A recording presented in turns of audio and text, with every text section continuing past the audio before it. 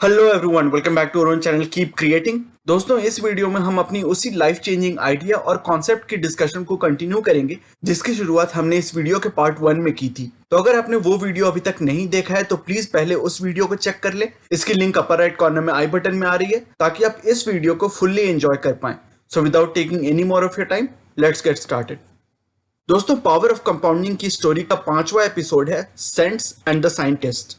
आप में से कई लोगों को पता होगा, इंडिया में जैसे रुपए के लिए पैसे होते हैं वैसे ही यूएस में डॉलर के लिए सेंट्स होते हैं। जैसे यहाँ पे 1 रुपए में 100 पैसे होते हैं वैसे ही वहां पे $1 में सेंट्स होते हैं। तो इस एपिसोड का नाम है सेंट्स एंड द साइंटिस्ट। इसमें हम सेंट्स की बात करेंगे कि छोटे छोटे पैसे आप बचा के या कहीं पे इन्वेस्ट सही जगह करके आप कैसे बड़ी बड़ी रकम क्रिएट कर सकते हैं। तो इस एग्जाम्पल को एल्यूसिडेट करने के लिए, एक्सप्लेन करने के लिए दो इन्वेस्टर्स का एग्जाम्पल लेते हैं। एक है श्याम जो कि लेफ्ट साइड में है और एक है राम जो कि राइट साइड में आपको दिख रहे हैं। दोनों ने अपनी इन्वेस्टमेंट्स की जर्नी स्टार्ट की और दोनों ने अपनी 10 लाख की लमसम इन्वेस्टमेंट, इन दोनों के पास 10 लाख की लमसम इन्वेस्टमेंट थी, लमसम कॉर्पस थी, जिसको इन्होंने 35 सालों के लिए इन्वेस्ट करने की सोची कि किसी अच्छे इंस्ट्रूमेंट में, किसी अच्छे एसेट क्लास में ये इन्वेस्ट करें ताकि इनके पैसे ग्रो हों।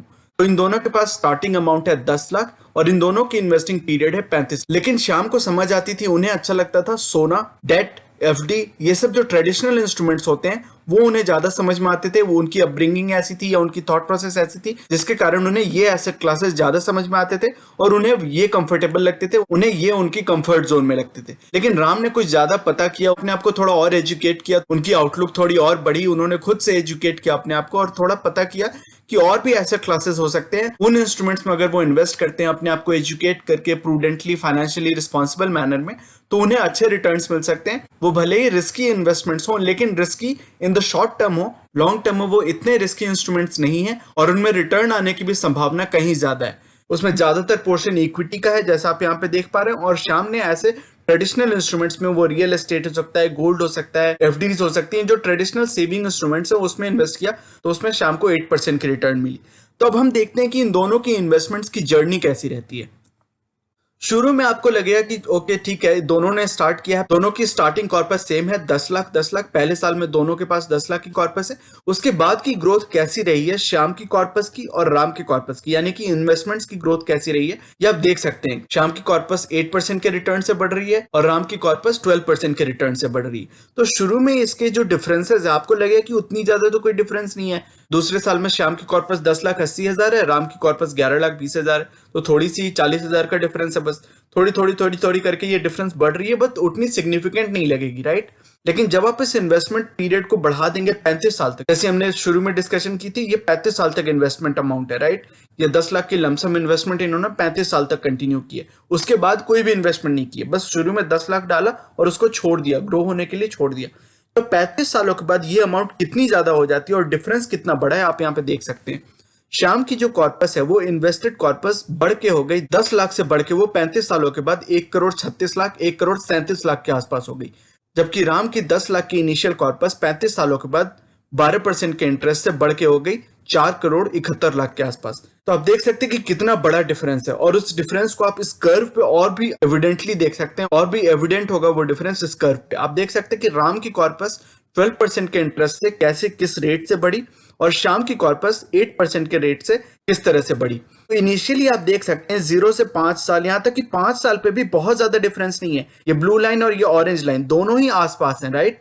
लेकिन जैसे जैसे जैसे पीरियड बढ़ती गई, इन्वेस्टमेंट पीरियड बढ़ती गई, वैसे वैसे इन दोनों के बीच का डिफरेंस बढ़ता गया और 35 साल आते आते तक तो ये डिफरेंस इतना ज्यादा हो गया कि एक्चुअली जो फाइनल डिफरेंस है वो करीबन 3.4 करोड़ का डिफरेंस है, 3.5 करोड़ का डिफरेंस। तो 10 लाख की इनिशियल इन्वेस्टमेंट किस तरह से बढ़ी और उसके बीच का जो फाइनल डिफरेंस था वो था करीबन 3.5 करोड़।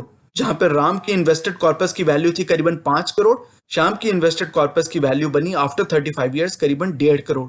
तो उन दोनों के बीच का डिफरेंस हो गया करीबन 3.5 करोड़। तो आप देख सकते हैं कि सही इंस्ट्रूमेंट्स को चुनना और सही एसेट क्लासेस को चुन के उसमें इन्वेस्ट करने का शॉर्ट टर्म में उसके फायदे हो सकता है, आपको अपरेंट ना हो, एविडेंट ना हो, उस समय आपको ये ना लगे कि इतना ज्यादा फर्क पड़ रहा है, लेकिन उस डिफरेंस का आप देख सकते हैं कि एक्यूमुलेटेड जो वैल्यू होती है, जो एग्रीगेट वैल्यू होती है उस डिफरेंस की, कितनी ज्यादा डिफरेंस क्रिएट करती है after a significant period of time. ये आप यहाँ पे नजारा देख सकते हैं।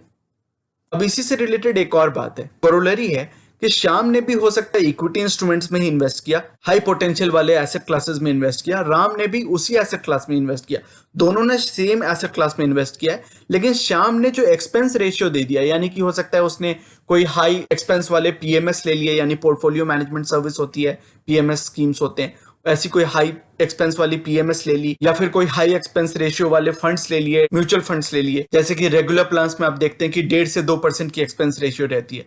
लेकिन राम ने जो एक्सपेंस रेशियो दी वो थोड़ी कम दी है, 1% की एक्सपेंस रेशियो दी है। 1% की एक्सपेंस रेशियो भी बहुत कम नहीं है। हमने पहले की कई सारे वीडियोस में चेक किया है कि बहुत सारे म्यूचुअल फंड्स होते हैं जो 0.5% की एक्सपेंस रेशियो लेते हैं, 0.7%, 0.8% की एक्सपेंस रेशियो लेते हैं। फिर भी हमने एवरेज यहाँ पे लिया है कि राम ने 1% की एक्सपेंस रेशियो वाली म्यूचुअल फंड में इन्वेस्ट किया या फिर इंडेक्स फंड में इन्वेस्ट किया। इंडेक्स फंड्स की एक्सपेंस रेशियो तो और भी कम होती है, 0.1, 0.2% के आसपास होती है। बट एनीवे, हम यहाँ पे केवल एग्जाम्पल एग्जिबिट करना चाहते हैं, तो इसलिए हमने 1% और 2% का एक्सपेंस रेशियो के हिसाब से ये ग्राफ प्लॉट किए। तो सेम अमाउंट यानी कि 10 लाख की इनिशियल इन्वेस्टमेंट अगर 35 सालों के लिए सेम इंस्ट्रूमेंट्स में इन्वेस्टेड रहती है, लेकिन पहले इंस्ट्रूमेंट की जो एक्सपेंस रेशियो है वो है 1%, जो ब्लू लाइन से दिखाई हुई है, और जो सेकंड इंस्ट्रूमेंट है उसमें 2% की एक्सपेंस रेशियो है, जो ऑरेंज लाइन से दिखाई हुई है। तो आप देख सकते हैं कि शुरू में तो ये फर्क बहुत कम है, पता भी नहीं चलता, दोनों लाइंस ऑलमोस्ट सेम है, राइट। लेकिन जैसे जैसे पीरियड बढ़ती जाती है, इन्वेस्टमेंट पीरियड बढ़ती जाती है, वैसे वैसे ये दोनों लाइंस डाइवर्ज करने लगती हैं, और फाइनल ईयर्स में जाते जाते ये डिफरेंस काफी सिग्निफिकेंट हो जाता है। आप देख सकते हैं कि ये डिफरेंस 1 करोड़ का, तो केवल 10 लाख की इनिशियल इन्वेस्टमेंट पे 1 करोड़ का difference in invested corpus amount है after a period of 35 years.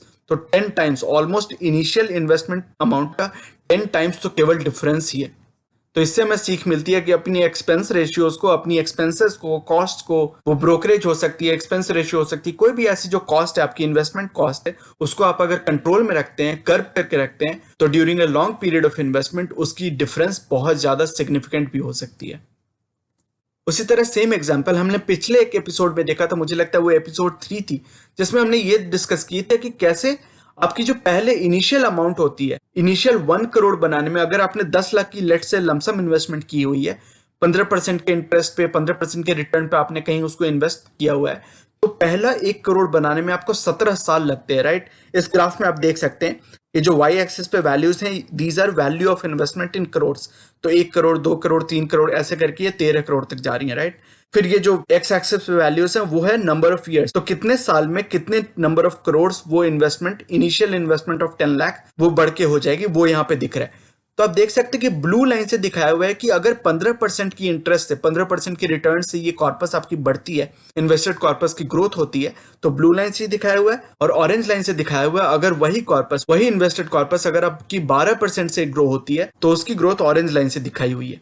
तो हमने बात की थी कि 15% के इंटरेस्ट से, 15% के रिटर्न से आपकी अगर ग्रो होती है कॉर्पस, तो पहली करोड़ तक पहुंचने में आपको 17 साल लगेंगे, राइट। दूसरी करोड़ पहुंचने में केवल 6 साल लगेंगे, यानी कि 1 करोड़ से 2 करोड़ तक पहुंचने के लिए केवल 6 और एडिशनल ईयर लगेंगे। 6 सालों में आप पहले करोड़ से दूसरी करोड़ तक पहुंच जाएंगे, और तीसरे करोड़ में पहुंचने के लिए केवल 2 और साल लगेंगे। तो जिस 1 करोड़ की अमाउंट को पहुंचने के लिए आपको पहले 17 साल लगे, फिर दूसरे करोड़ तक पहुंचने के लिए 6 साल लगे, तीसरे करोड़ तक पहुंचने के लिए केवल 2 साल लगेंगे। तो ये पावर ऑफ कंपाउंडिंग की एग्जांपल हमने एपिसोड 3 में देखी थी, राइट।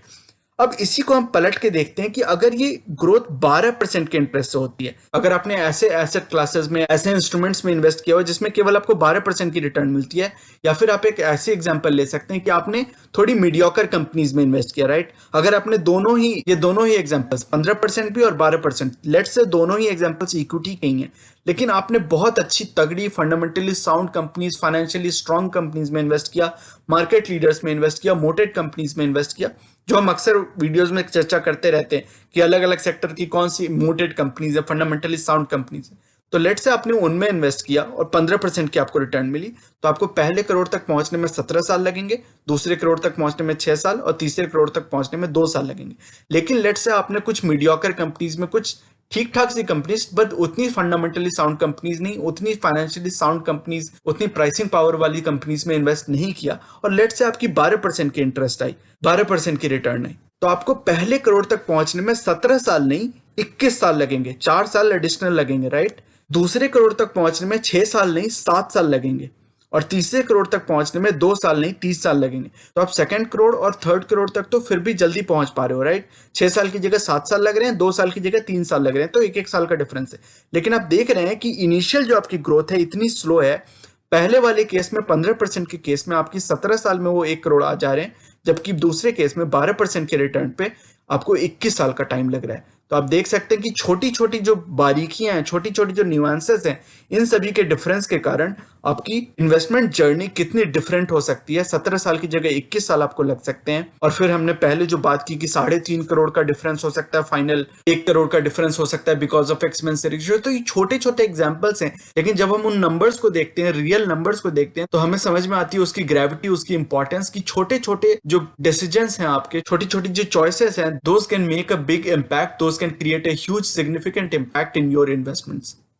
अब इसी का एक उल्टा एग्जाम्पल लेते हैं। ये अभी तक हमने जो भी एग्जाम्पल्स लिए वो लिए कि आप इन्वेस्टमेंट कर रहे हो और आप उसमें छोटे छोटे अगर आप चेंजेस करते हो, छोटी छोटी आप अगर चॉइसेस सही लेते हो, तो उससे क्या सिग्निफिकेंट डिफरेंसेस क्रिएट हो सकते हैं। अब हम एक उल्टा एग्जाम्पल लेते हैं। यहाँ पे भी एग्जाम्पल लेते हैं लोन का। लेट्स से आपने एक पर्सनल लोन लिया हुआ है, आप यहाँ पे स्क्रीन पे देख सकते हैं पर्सनल लोन का एग्जाम्पल सेलेक्ट किया हुआ है। 10 लाख की इनिशियल लोन ली हुई है, 10 लाख के प्रिंसिपल की पर्सनल लोन ली हुई है। इंटरेस्ट रेट वो पे कर रहे हैं, कोई व्यक्ति हैं जो पे कर रहे हैं 15% की इंटरेस्ट पे कर रहे हैं पर्सनल लोन पे। अब देखते हैं कि 12 से 15% का इजीली पर्सनल लोन पे इंटरेस्ट होता है। और लोन टेन्योर है इनकी 10 ईयर्स की, यानी कि 10 सालों के लिए इसने लोन लिया है। 10 लाख का लोन लिया है 15% के इंटरेस्ट पे। तो आपकी लोन ईएमआई होगी करीबन 16,000 रुपए पर मंथ की। टोटल इंटरेस्ट आप पे करोगे करीबन 9.5 लाख का। और टोटल पेमेंट यानी कि इंटरेस्ट प्लस प्रिंसिपल आप पे करोगे 19 लाख, 19.5 लाख का। तो आपकी प्रिंसिपल थी केवल 10 लाख की, लेकिन आपने उस पर इंटरेस्ट पे किया 9 लाख, 9.5 लाख। तो आपकी टोटल जो पेमेंट हुई वो करीबन 19.5 लाख। तो आपकी जो टोटल प्रिंसिपल थी उससे करीबन डबल आप इवेंचुअली पे करते हो। और वो आप इस चार्ट में देख सकते हो। ऑरेंज पोर्शन से टोटल इंटरेस्ट दिखाया हुआ है और प्रिंसिपल अमाउंट दिखाई हुई है ग्रीन पार्ट से। तो ऑलमोस्ट 50-50 के आसपास ही है, 50% 50%।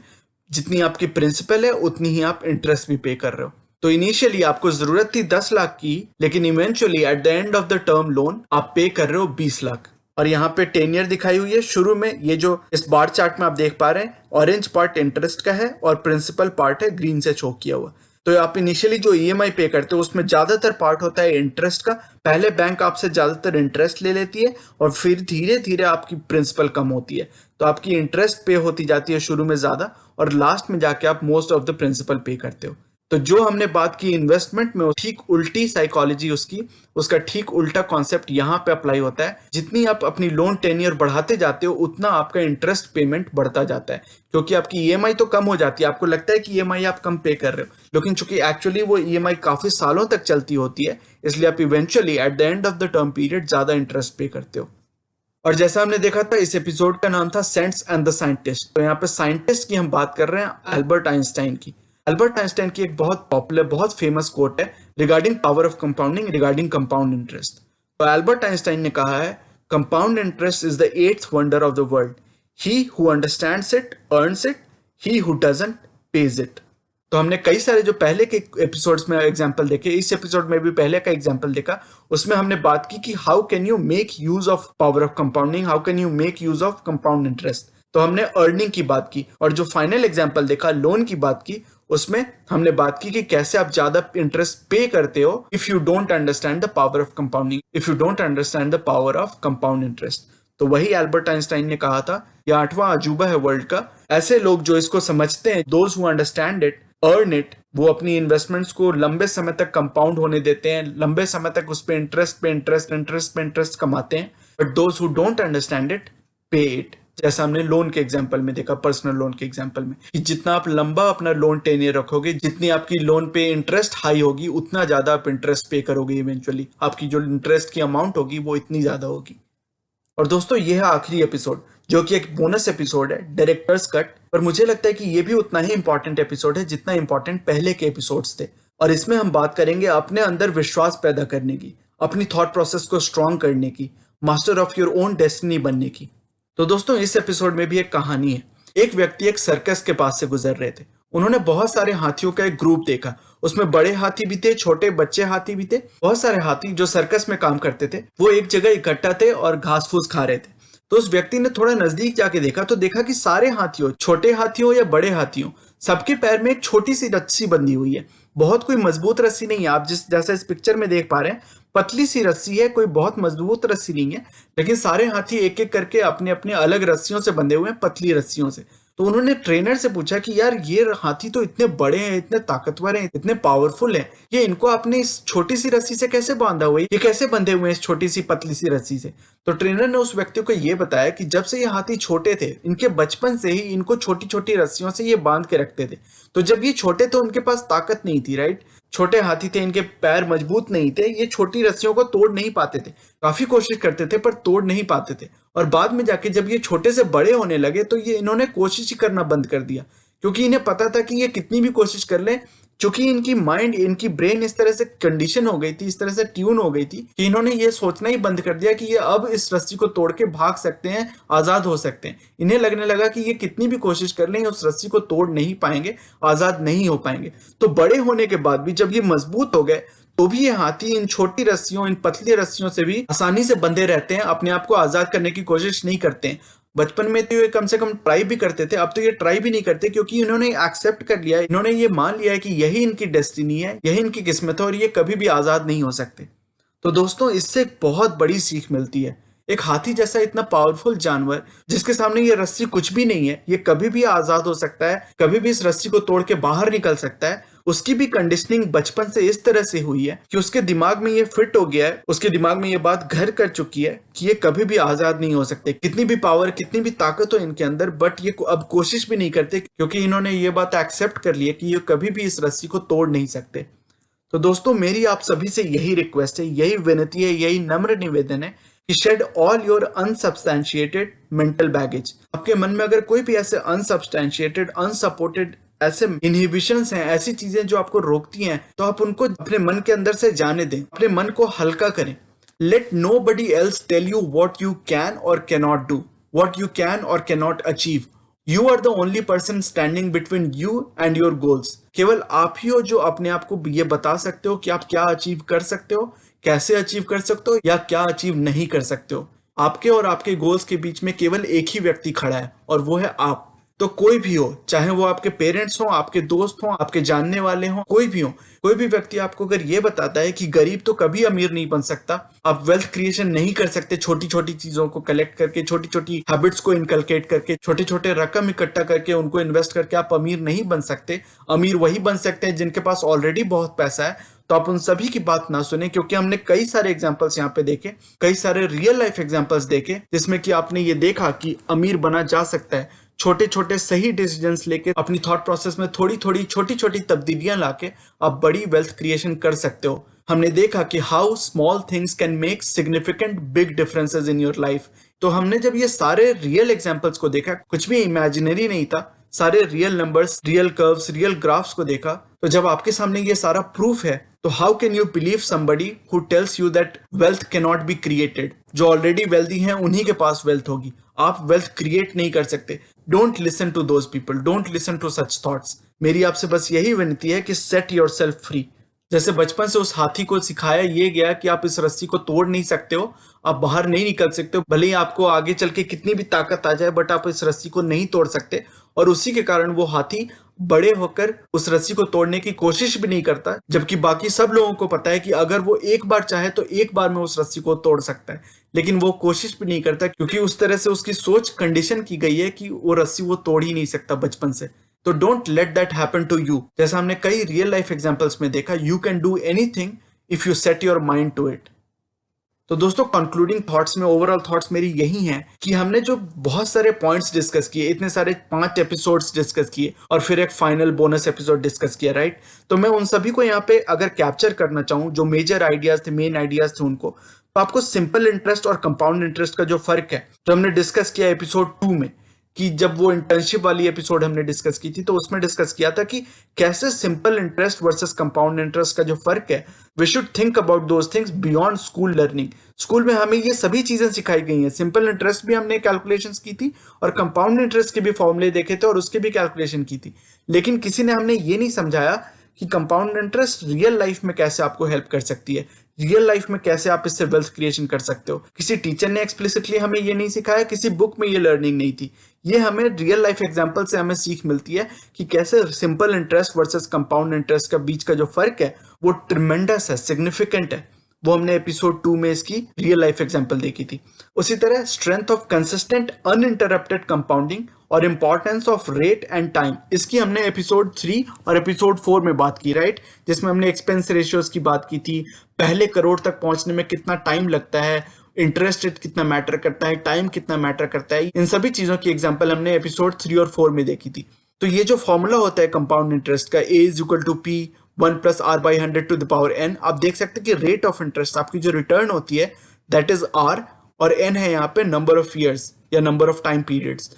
तो आप देख सकते हैं कि ये दोनों जो चीजें हैं, रेट ऑफ इंटरेस्ट या रिटर्न और दूसरी है n टाइम पीरियड, इन दोनों का बहुत बड़ा कंट्रीब्यूशन है। Both of these things are very very important. बिना अच्छी हेल्दी रिटर्न के आप वेल्थ क्रिएशन नहीं कर सकते, लेकिन बिना टाइम के, अगर आपने अपनी इन्वेस्टमेंट्स को एनफ टाइम नहीं दिया है ग्रो करने के लिए, तो भी आप वेल्थ क्रिएशन नहीं कर सकते।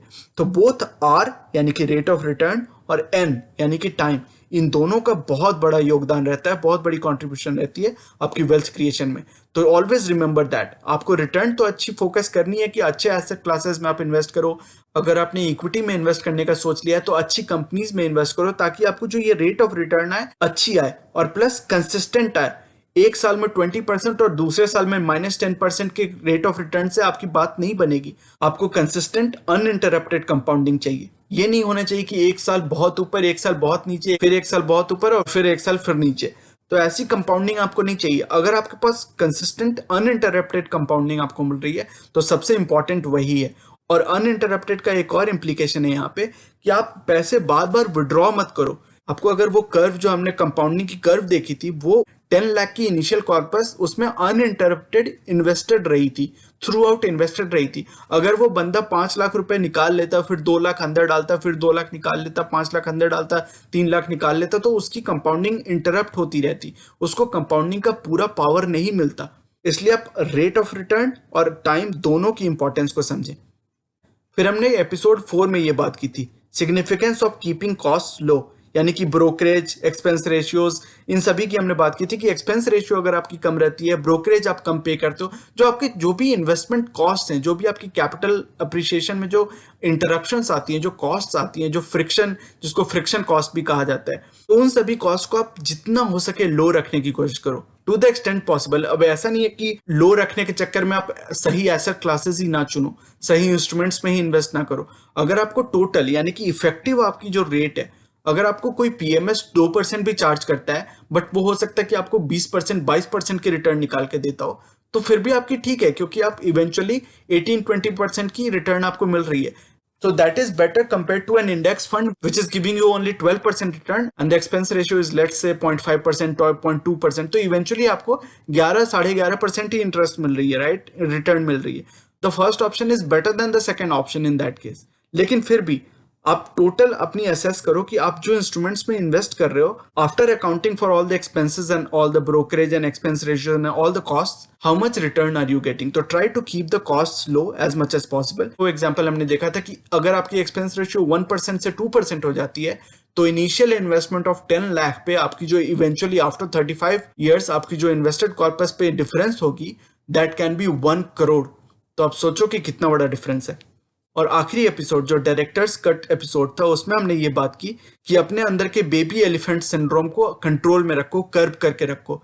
जो आपकी नेगेटिव वॉइसेस हैं, आपके अंदर नेगेटिव वॉइसेस हैं, वो मेरे अंदर भी हैं, हमारे सबके अंदर होती हैं, जो हमेशा हमें अपने ऊपर डाउट करने पे, अपने ऊपर सेकंड थॉट करने में, सेकंड गेस करने पे मजबूर करती हैं। वो सोचने पे मजबूर करती हैं कि क्या हम जो कर रहे हैं वो सही कर रहे हैं, क्या हम अपने गोल्स तक कभी पहुंच पाएंगे। फिर हमारी जो एपिसोड 3 थी, the pain and the gain, उसमें हमने बात की थी कि इनिशियल जो पीरियड होता है वो रिगर का होता है, मेहनत का होता है, कष्ट का होता है। वो पीरियड आप अगर सरवाइव कर पाते हो, उस पीरियड को आप अगर ग्राइंड कर पाते हो, उससे निकल पाते हो, then you can enjoy the magic of compounding in the second phase. तो अपने अंदर की जो ये नेगेटिव वॉइस है, पेसिमिस्टिक वॉइस है, try to get rid of it और try to control it as much as possible. दूसरे किसी भी व्यक्ति को अपने आप को ना बताने दो कि आप क्या कर सकते हो, क्या अचीव कर सकते हो। Only you know and only you can decide what you can achieve. तो मैं उम्मीद करता हूं दोस्तों कि ये 2 पार्ट की जो वीडियो थी पावर ऑफ कंपाउंडिंग के ऊपर, इसके सारे सीक्रेट्स और जो सारे जो न्यूमेरिकल एग्जांपल्स हमने इन सारे सीक्रेट्स को समझने की कोशिश की, ब्रेकअप करके समझने की कोशिश की, टेक्निकल डिटेल्स को रियल लाइफ एग्जांपल से जोड़ के समझने की कोशिश की, ये आपके लिए मददगार साबित होगी। अगर आपके कोई भी डाउट्स हैं, कोई क्वेश्चंस हैं, कुछ लगता है कि मैंने मिस कर दिया या कुछ ऐसी चीजें जो और भी हमारे डिस्कशन को इंप्रूव कर सकती है, तो प्लीज उसे कमेंट सेक्शन में डालें। मैं उम्मीद करता हूं कि ये सारी डिस्कशन आपको कहीं ना कहीं जरूर मदद करेगी, आपकी थॉट प्रोसेस को और फाइन ट्यून स्ट्रीमलाइन करने में मदद करेगी। कुछ साल पहले इस आइडिया ने मेरी थॉट प्रोसेस, मेरे सोचने के तरीके, मेरे डिसीजन लेने के तरीके को चेंज किया और इवेंचुअली मेरी लाइफ को चेंज किया। तो मैं उम्मीद करता हूँ कि सारी डिस्कशन से आपकी भी लाइफ इंप्रूव हो सके, कुछ फायदे और बेनिफिट्स आपके भी लाइफ तक पहुंच पाए, बस यही मेरी उम्मीद और आशा है।